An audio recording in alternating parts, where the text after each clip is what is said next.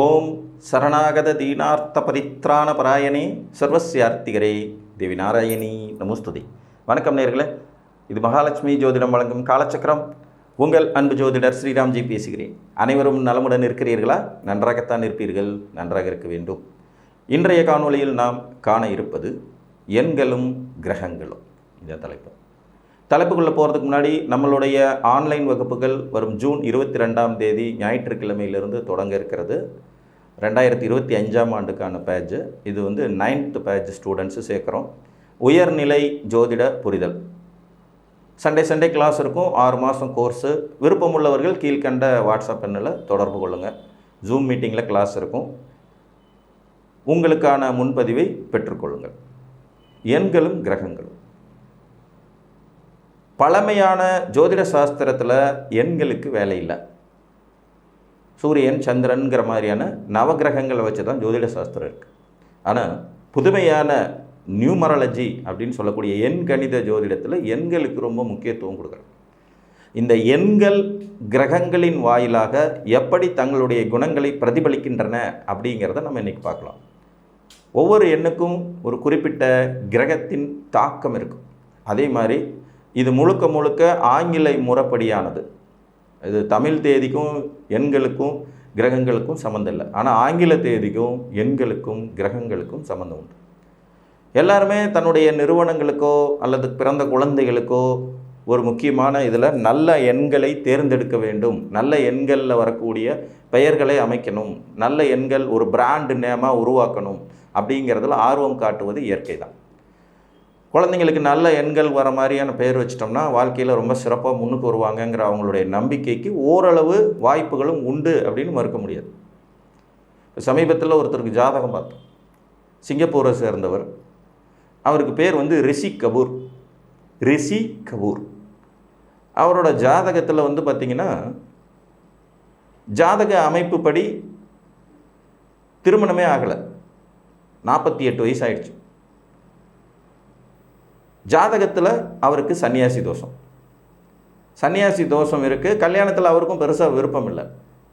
பட்டு நான் ஜாதகம் பார்க்கும்போது ஏன் ரிஷின்னு பேர் வச்சுருக்கீங்க அப்படின்னு கேட்டேன். முனிவருடைய பேரை வச்சுருக்கீங்களே, ஏன் வச்சுருக்கீங்க அப்படின்னு கேட்கும்போது, எங்கள் அப்பாவுக்கு இந்தி நடிகர் ரிஷி கபூரை ரொம்ப பிடிக்கும், அதனால் அவருடைய ஞாபகார்த்தமாக எனக்கு இந்த பேரை வச்சார் அப்படின்னு சொல்லுவார். இது எதை குறிப்பிடுகிறது அப்படின்னா, ஒரு மனிதன் சாமியார் மாதிரி வாழ போகிறாங்கிறது அவர் பிறக்கும்போதே தீர்மானமாகுது. சாமியார் மாதிரி அவர் வாழ்வதற்கு அந்த பேர் வருது, ரிஷி அப்படின்னு. அவரோட ஜாதகத்தில் சன்னியாசி தோஷம் இருக்குது. அவர் தொழில் சார்ந்த கேள்விகள் கேட்டு திருமணத்தின் மேலே எனக்கு ஆசையே இல்லை அப்படிங்கிறது மாதிரியும் சொல்கிறார். இந்த பேர்களிலும் ஒருவித சக்தி ஒளிந்திருக்கிறது, நமக்கு முன்கூட்டிய சில அறிகுறிகளை அவை கொடுக்கின்றன அப்படிங்கிறதுக்காக தான் இதை சொல்கிறேன். நவகிரகங்களில் எண்களுக்கும் கிரகங்களுக்குமான தொடர்பு. இப்போ அரசன் என்று சொல்லக்கூடிய சூரியனுக்கான எண்ணம் 1 வருது. 1ஆம் எண் சூரியனுடைய எண்ணம் வருது. இந்த 1ஆம் எண்ணின் ஆதிக்கத்தில் பிறக்கிறவங்கெல்லாம் சூரியனுடைய ஆதிக்கத்தை அதிகம் கொண்டு பிறக்கிறார்கள் அப்படின்னு சாஸ்திரம் சொல்லும். இந்த அடிப்படையில் பார்த்தீங்கன்னா 1, 10, 19, 28 இந்த தேதிகளில் பிறக்கிறவங்களுக்கு சூரியனுடைய ஆதிக்கம் வரும். இந்த நியூமராலஜி படி பார்த்தீங்கன்னா பிறந்த தேதியையும் ஒரு கணக்கில் எடுத்து, பிறந்த தேதி, மாதம், வருடம் மொத்தம் கூட்டி வர்ற எண்ணையும் ஒரு கணக்கில் எடுத்து, ஒன்றை கூட்டு எண், இன்னொன்று விதி எண் அப்படிங்கிற மாதிரி பிரிப்பாங்க. எப்படி நம்ம ஜாதகத்தில் லக்னம் 1 ராசி 1ன்னு 2ஆக இருக்கோ அதே மாதிரி வரும். இந்த பிறப்பு எண் அப்படிங்கிறதுனுடைய தாக்கம் அதிகம் இருக்கும். ஸோ அந்த வகையில் 1 எண்ணுங்கிறது சூரியனுக்கானது. 2ஆம் எண் அப்படிங்கிறது சந்திரனுக்கானது. இந்த 2ஆம் எண்ணின் விரிவு எண்கள் அப்படிங்கிறது பார்த்திங்கன்னா 2, 11, 20 மற்றும் 29.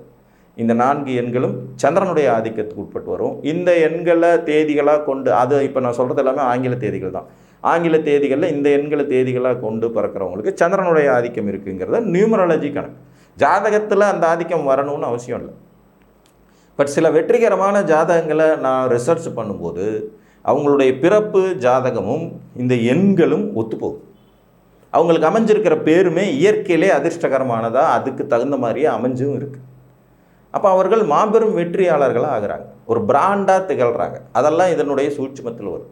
எண்களுக்கு வலிமை உண்டா அப்படின்னு கேட்டோம்னா ஓரளவுக்கு இருக்குது அப்படின்னு தான் சொல்லணும். அடுத்து 3ஆம் எண் அப்படிங்கிற சாத்வீகமான எண் வந்து பார்த்திங்கன்னா குரு பகவானுக்குடையதாக ஜோதிட சாஸ்திரத்தில், அதாவது எண்கணித சாஸ்திரத்தில் கணிக்கப்படுது. இந்த 3இன் விரிவு எண்கள் அப்படிங்கிறது பார்க்கும்போது 3இன் விரிவு எண்களாக 3, 12, 21 மற்றும் 30 கூட்டுனா 3 வர்ற மாதிரியான எண்கள் எல்லாமே 3இன் ஆதிக்கத்தில், குருவின் ஆதிக்கத்தில் வரக்கூடியதாக. 4ஆம் எண் அப்படிங்கிறது வந்து பார்த்திங்கன்னா நவகிரகங்களில் ராகுவின் ஆதிக்கத்தை கொண்டதாக வருது. ராகு பகவானுடைய ஆதிக்கம் 4ஆம் எண்ணில் வரும். 4, 13, 22 மற்றும் 31 இந்த 3, ஏன்னா 30 தேதிக்கு மேலே இருக்காது இல்லைங்களா. ஸோ தேதிகளின் அடிப்படையில் நாம் இதை உங்களுக்கு சொல்லிட்டுருக்கோம். 31ஆம் தேதி வரைக்கும் தான் அதிகபட்சம் பிறக்க முடியும். 32 தேதி 33 தேதிங்கிறது ஆங்கில தேதியில் கிடையாது. ஸோ 4, 13, 22, 31 இந்த 4 எண்களும் ராகுவின் ஆதிக்கத்துக்கு உட்பட்டு எண்கணித சாஸ்திரத்தில் சொல்லப்படுகிறது. 5ஆம் எண் வந்து மோகன சக்தி கொண்டது அப்படின்னு நியூமராலஜியில் சொல்கிறாங்க. இது வந்து பார்த்திங்கன்னா புதனுக்கு உண்டானதாக வரும். 9 எண்களை வரிசையாக எழுதினோம்னா நடுநாயகமாக இருக்கக்கூடியது 5. இந்த பக்கம் 4 நம்பர், அந்த பக்கம் 4 நம்பருங்கிறது மாதிரி பிரி.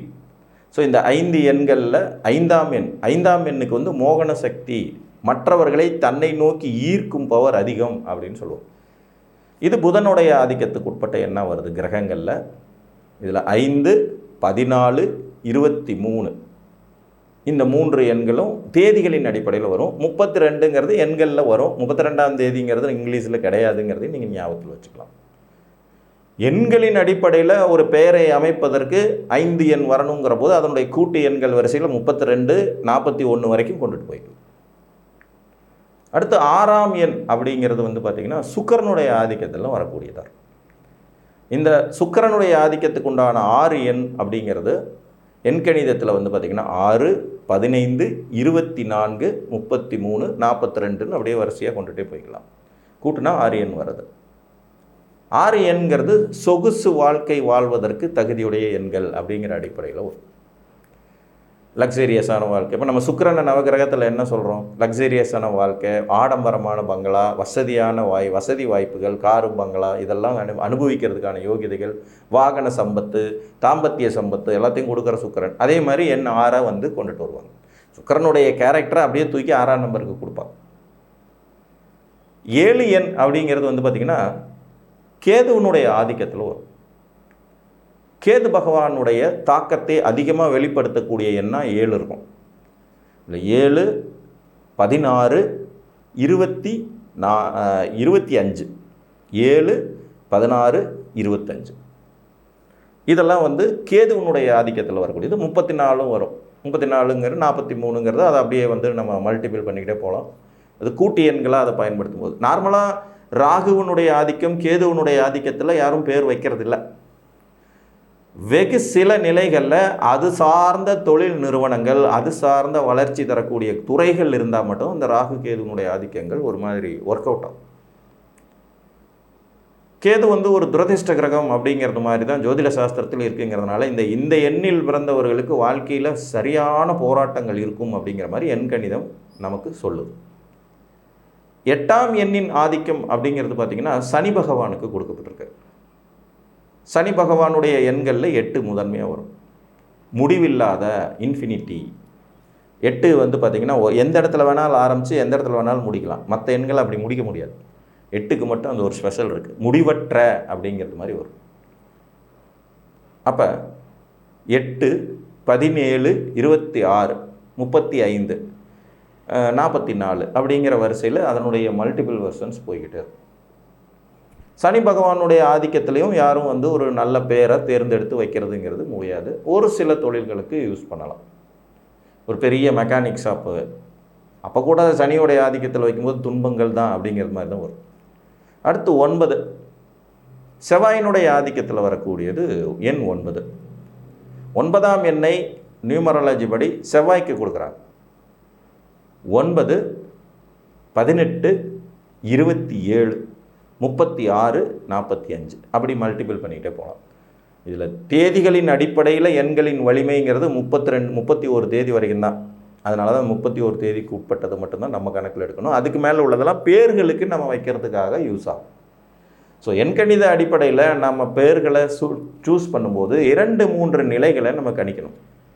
ஒன்று, நமது லக்கணத்தின் திரிகோணாதிபதிகள் யாரோ, அதில் யார் இயற்கை சுபராக இருக்கிறாரோ அவங்களுடைய எண்கள் வர மாதிரி பேர் வச்சுக்கலாம். இது ஒரு விதி.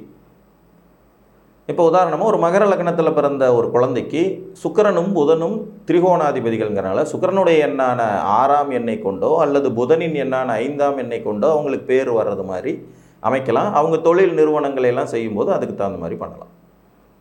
பிறந்த எண்கள் வேறாக இருந்தாலும் கூட இந்த ஜாதக அடிப்படையில் இந்த பெயர்களை அமைத்து கொள்ளும்போது கண்டிப்பாக அது ஓரளவுக்கு ஒத்துப்போகும் தன்மை கொண்டதாகவே இருக்கிறது.